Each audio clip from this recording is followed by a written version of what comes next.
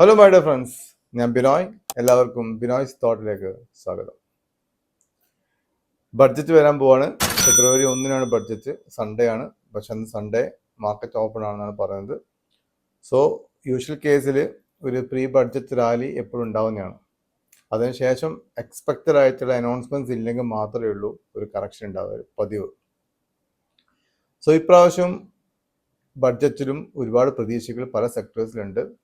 അതിൽ പ്രധാനപ്പെട്ട ഒരു സെക്ടറാണ് റെയിൽവേ സെക്ടർ. കാരണം കഴിഞ്ഞ കൊല്ലം വിചാരിച്ച അത്ര അലോക്കേഷൻസ് റെയിൽവേക്ക് കൊടുത്തിട്ടില്ല. കമ്പയർഡ് ടു ലാസ്റ്റ് ഇയർ അതിന് 1.13% കൂടുതൽ ഫണ്ട് അലോക്കേറ്റ് ചെയ്തിട്ടുള്ളൂ. അതുപോലെ തന്നെ അതിന് മുന്നത്തെ കൊല്ലത്തെ ബഡ്ജറ്റിലും വളരെ കുറഞ്ഞ 0.7% അലോക്കേഷൻസേ കൂടുതൽ അലോക്കേഷൻസേ റെയിൽവേ ബഡ്ജറ്റിൽ കൊടുത്തിട്ടുള്ളൂ. പക്ഷെ ഈ ഒരു പ്രാവശ്യം ലാസ്റ്റ് ഇയർ കമ്പയർ നോക്കുമ്പോൾ ഒരു 3-10% മോർ അലോക്കേഷൻ ഓഫ് ഫണ്ട് ഉണ്ടാവുമെന്നാണ് എക്സ്പെക്ട് ചെയ്യുന്നത്. അതുകൊണ്ട് തന്നെ റെയിൽവേ സ്റ്റോക്കിൽ ഒരു കോൺസെൻട്രേഷൻ ഉണ്ടാവുന്നത് നന്നായിരിക്കും. ഓൾറെഡി ബുള്ളിഷ് മൂവ്മെന്റിലായിരുന്നു എല്ലാ സ്റ്റോക്ക് ഉണ്ടായത്. ആ സമയത്താണ് 500% താരിഫിന്റെ ഇഷ്യൂ ട്രംപിന്റെ വകകൾ അടുത്ത അടി വന്നപ്പോഴാണ് എല്ലാ സ്റ്റോക്കും താഴ്ത്തു വന്നത്. പക്ഷേ ലാസ്റ്റ് വീക്ക് ചെറിയ മൂവ്മെന്റ് കാണിച്ചു. എന്നിരുന്നാലും അത് നന്നായി അടിച്ചതുകൊണ്ട് തന്നെ അത്രമാത്രം അപ്രിസിയേഷൻ കിട്ടിയിട്ടില്ല എന്ന് വേണമെങ്കിൽ പറയാം. ഇനി വരുന്ന ആഴ്ചകളിൽ കാര്യപ്പെട്ട നെഗറ്റീവ്സ് ഒന്നും ഇല്ലെങ്കിൽ, വീണ്ടും ട്രംപ് ഇങ്ങനത്തെ വല്ല നെഗറ്റീവ് കമന്റ്സ് പൊട്ടിച്ചിട്ടില്ലെങ്കിൽ ഒരു പ്രീ ബഡ്ജറ്റ് റാലി നമുക്ക് എക്സ്പെക്ട് ചെയ്യാം. സോ റെയിൽവേയെ സംബന്ധിച്ചോളം എല്ലാവരും മാർക്കറ്റ് എക്സ്പെക്ട് ചെയ്ത് 3-10% ആണ്. 3% ആയാൽ തന്നെ നല്ലൊരു അലോക്കേഷൻ സഹായിക്കും. 3% more allocated fund when compared to previous year വന്നാൽ നല്ലൊരു മൂവ്മെന്റ് ഈ സ്റ്റോക്കിൽ ഈ എല്ലാ സെക്ടറും കാണാൻ സാധിക്കും.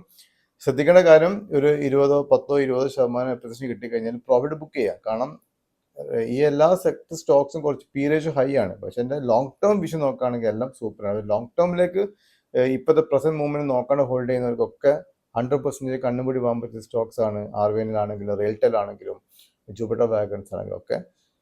സോ ഇതിപ്പോൾ പ്രീ ബഡ്ജറ്റ് റാലിയാണ് എക്സ്പെക്ട് ചെയ്യുന്നത്. ഒരു 10-15% കിട്ടിയാൽ ഒരു സ്വിംഗ് ബേസ്ഡ് റെക്കമെൻഡേഷൻസ് ആയിട്ട് കൂട്ടതിനെ ബുക്ക് ചെയ്യാം. ഇതിൽ ഈ റെയിൽവേയിൽ ഒരു അനൗൺസ്മെന്റ് ഉണ്ടാവുകയാണെങ്കിൽ അതിന് കുറച്ചും കൂടി കൂടുതൽ ഇമ്പോർട്ടൻസ് കവച് സിസ്റ്റത്തിൽ കൊടുക്കാൻ സാധ്യതയുണ്ട്. കവച് സിസ്റ്റം എന്ന് പറഞ്ഞാൽ ട്രെയിനുകൾ തമ്മിൽ കൂട്ടിമുട്ടാതിരിക്കാനുള്ള പുതിയ തരത്തിലുള്ള സിസ്റ്റംസ്, അതിന് കൂടുതൽ ഇമ്പോർട്ടൻസ് കൊടുക്കാൻ സാധ്യത. കഴിഞ്ഞ കൊല്ലം അത്ര കൊടുത്തിട്ടില്ല. ഇക്കൊല്ലം എന്തായാലും കവച് സിസ്റ്റത്തിന് കൂടുതൽ ഇമ്പോർട്ടൻസ് കൊടുക്കാനുണ്ടാവും. സോ റെയിൽവേ സെക്ടറിൽ കവച് സിസ്റ്റം കൂടെ കവർ ചെയ്യുന്ന റെയിൽടെൽ ലിമിറ്റഡ് എന്ന കമ്പനിക്ക് ഒരു സാധ്യത ഉണ്ട്. റീസെന്റ് അവർ കുറച്ച് ഓർഡേഴ്സ് ക്യാൻസൽ ആയി പോയി. ബീഹാർ എഡ്യൂക്കേഷൻ കൗൺസിലിൽ നിന്ന് 650 കോടിന്റെ ഓർഡർ ക്യാൻസൽ ആയിരുന്നു. ആ ഒരു നെഗറ്റീവ് വന്നപ്പോഴാണ് റെയിൽടെൽ അടിച്ചത്. അത് ഓൾറെഡി ഫാക്ടേർഡ് ആയി കഴിഞ്ഞിട്ടുണ്ട്. പക്ഷെ അല്ലാണ്ട് തന്നെ റീസെന്റ് ഒരു 200 കോടി ഓർഡർ കിട്ടിയിട്ടുണ്ട്. അവർ ഓർഡർ പൊസിഷനൊക്കെ ഇൻടാക്ട് ആണ്. ഇപ്പോൾ RailTel, RVNL, Titagarh wagon, Jupiter wagons എന്ന എല്ലാ സ്റ്റോക്കും റെയിൽവേയിൽ ഈ പ്രീ ബഡ്ജറ്റിലായി നമുക്ക് ഒരു മുന്നേറ്റം പ്രതീക്ഷിക്കാം.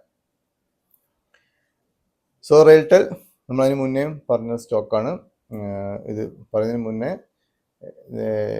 എനിക്കൊരു മെമ്പർഷിപ്പ് ചാനലുണ്ട്. അതിൽ സ്വിംഗ് ബേസ്ഡ് റെക്കമെൻഡേഷൻസ് ആണ് പറയുക. സാധാരണ കേസിൽ നമ്മളിപ്പോൾ ലോങ് ടേം ഇൻവെസ്റ്റ്മെന്റാണ് ഏറ്റവും ബെസ്റ്റ്. ലോങ് ടേം ഇൻവെസ്റ്റ് കിട്ടുന്ന വെൽത്ത് ഒന്നിനും കിട്ടൂല. പക്ഷെ അതിൽ സിസ്റ്റം എങ്ങനെയെങ്കിലും 1-2 ലക്ഷം രൂപ അല്ലെങ്കിൽ കുറച്ച് എമൗണ്ട് ക്യാപിറ്റലിന് സ്വിങ്ങിന് വേണ്ടി മാറ്റിയേക്കാം. എന്നിട്ട് സ്വിങ്ങിൽ ടെക്നിക്കലി ബ്രേക്ക് ഔട്ടിൽ ഇറങ്ങുന്ന സ്റ്റോക്കിൽ വാങ്ങാം. അത് ഫണ്ടമെന്റ്സിലെ സ്റ്റോക്കിൽ വാങ്ങാം. അത് കിട്ടുന്ന ലാഭം എടുത്തിട്ട് കൺവെൻഷണൽ ആയിട്ട് ലോങ് ടേമിലേക്ക് വാങ്ങിയിട്ട് സ്റ്റോക്ക് വാങ്ങി വെക്കാം. ഇതാണ് എൻ്റെ സിസ്റ്റം. സോ കുറച്ച് പൈസ എപ്പോഴും സ്വിങ്ങിൽ മാറ്റി വെക്കുന്നത് നന്നായിരിക്കും. കാരണം എല്ലാ ലോങ് ടേമിൽ വെക്കുന്നതിന് പകരം കുറച്ച് പൈസ മാറ്റി വെക്കാം. സ്വിങ്ങിൽ കിട്ടുന്ന ലാഭം അതിൽ ആ വാങ്ങുന്ന സ്റ്റോക്സിൽ കൂടുതൽ കൺവിക്ഷൻസോ സ്നേഹമൊന്നും പാടില്ല. ടെക്നിക്കൽ ബ്രേക്കൗട്ട് ഒന്ന് വാങ്ങാം. 5-10% കിട്ടി കൊടുക്കുക. ഒരാഴ്ച, 2 ആഴ്ച അല്ലെങ്കിൽ ഒരു മാസം കൊണ്ട് 10-15% കിട്ടി കൊടുത്തിട്ട് ഈ ലാഭം എടുത്തിട്ട് ലോങ് ടേം സ്റ്റോക്ക് വാങ്ങാം. ഈ 1 ലാഖോ 2 ലാഖോ നമ്മൾ ക്യാപിറ്റൽ അങ്ങനെ തന്നെ അടുത്ത സ്വിങ്ങിന് വേണ്ടി കാത്തു നിൽക്കുക. ഇതാണ് ആയിരിക്കാൻ സിസ്റ്റം. നല്ല സിസ്റ്റമാണ്.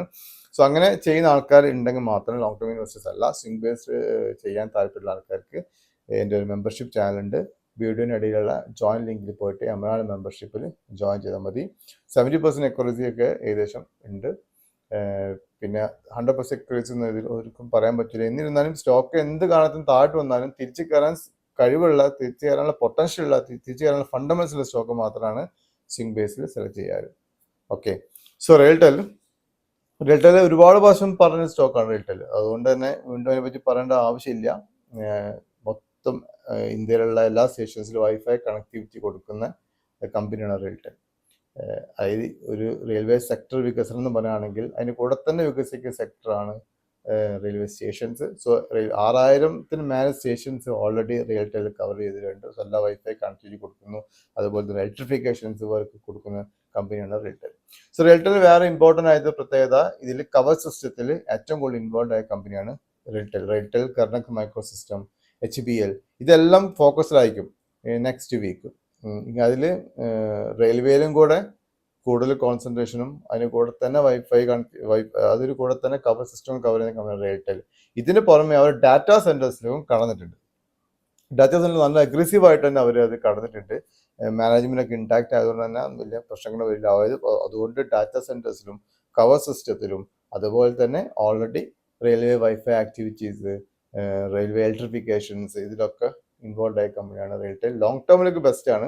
പക്ഷേ ഇപ്പോഴത്തെ പ്രസന്റ് പൊസിഷനിൽ എല്ലാ പി റേഷ്യോ ഒക്കെ കമ്പയർ ചെയ്യുമ്പോൾ എല്ലാ റെയിൽവേ സ്റ്റോക്സും ഹൈ പീലാണ് ഉള്ളത്. അതുകൊണ്ടാണ് ഞാൻ പറഞ്ഞത് പ്രീ ബഡ്ജറ്റ് ആയാലും പ്രോഫിറ്റ് ബുക്ക് ചെയ്യാം. പക്ഷേ ഒരു ലോങ് ടേം ഇൻവെസ്റ്റ്മെന്റ്സിന് പറ്റിയ സ്റ്റോക്കാണ് റെയിൽടെലൊക്കെ. താണു വന്നാലും 300-320 റേഞ്ചിലൊക്കെ വാങ്ങിയിട്ട് വെച്ച് കഴിഞ്ഞാൽ നല്ല ഡിവിഡൻഡ് കൊടുക്കുന്ന കമ്പനിയാണ്. സോ ഈ പ്രീ ബഡ്ജറ്റ് ആയാലും നമുക്ക് പ്രിഫർ ചെയ്യാൻ പറ്റാവുന്ന ഒരു സ്റ്റോക്കാണ് റെയിൽടെൽ ലിമിറ്റഡ്. ഈ മോർ അലോക്കേഷൻ എക്സ്പെക്ട് ചെയ്യുന്ന നവരത്ന PSU കമ്പനിയാണ്. പിന്നെ റെയിൽവേ ബ്രോഡ്ബാൻഡ് എന്നാണ് ഒരു അവരെ സബ്സിഡറി കമ്പനി ത്രൂ ആണ് അവർ ചെയ്യുന്നത്. അതിൽ ഏറ്റവും കൂടുതൽ 4ാമത്തെ ലാർജസ്റ്റ് സബ്സ്ക്രൈബർ കൗണ്ടുള്ള റൂറൽ ഏരിയയിൽ 4ാമത്തെ ലാർജസ്റ്റ് സബ്സ്ക്രൈബർ കൗണ്ടുള്ള കമ്പനിയാണ് റെയിൽടെൽ വയർ.